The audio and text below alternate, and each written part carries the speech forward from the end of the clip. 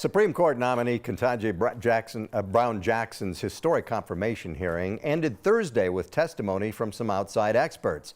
Jackson spent 22 hours this week answering lawmakers' questions. The Senate Judiciary Committee is set to vote on her nomination on April 4th. I will move to have her nomination come to the floor in short order. The Senate is on track to have Judge Jackson confirmed as Justice Jackson by the end of this work period. Yeah, the vote of the full Senate has not been scheduled yet. If all the Democrats hang together to confirm Jackson, then she will win the nomination without any Republican support. It is not clear if any Republicans will vote to confirm her. Some, like Mitt Romney, have indicated they might vote for her, but Senate Minority Leader Mitch McConnell said on the floor that he will not vote for her. Corey is joined now by our political experts, James Mejia and Kelly Maher, to dig deeper into the hearings. Hey, guys. So live in the flesh. Thanks for coming in. It's so great to see you guys. You too. A lot to go through. Okay, so first, Kelly, we're going to start with you. Of course, Republicans caught a lot of heat for their line of questioning, some saying that their questions had nothing to do with the hearings. What's your analysis of it?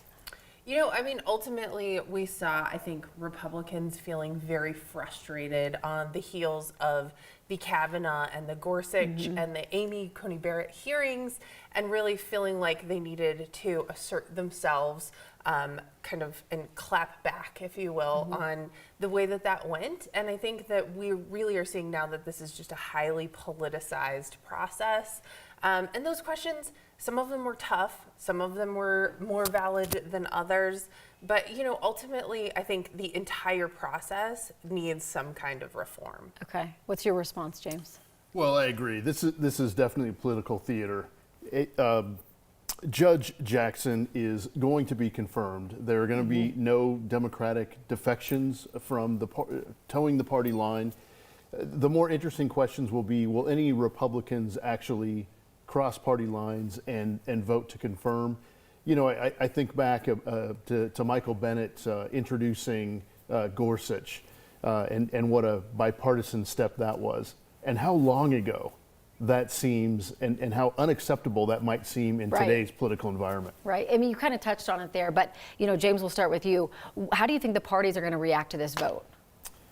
Oh, I think mostly a party line. I don't think you'll see any Democratic defections. We're not hearing of any leaks with regard to that vote. But again, the more interesting point will be how many Republicans, if any, will actually vote to confirm. Do you think any Republicans? You know, unclear. Yeah. But ultimately, I think that this entire process has just been really, really frustrating over the last several nominations. And back to James's point, you know, Bennett got a lot of heat for that, for what was seen as a defection from the party line, and he got it internally. And so, you know, you see a lot of people on both parties trying to really clamp down on their people. Yeah, 22 hours of testimony this week. So I know that you talked about reform to all of this. What's your biggest takeaway from the hearings this week?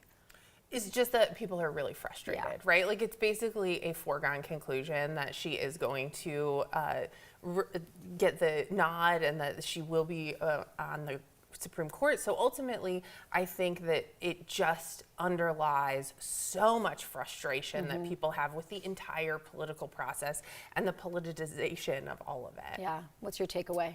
Well, I want to make sure we don't lose sight of the larger issue. This is a historic moment. This is an eminently qualified candidate, nominee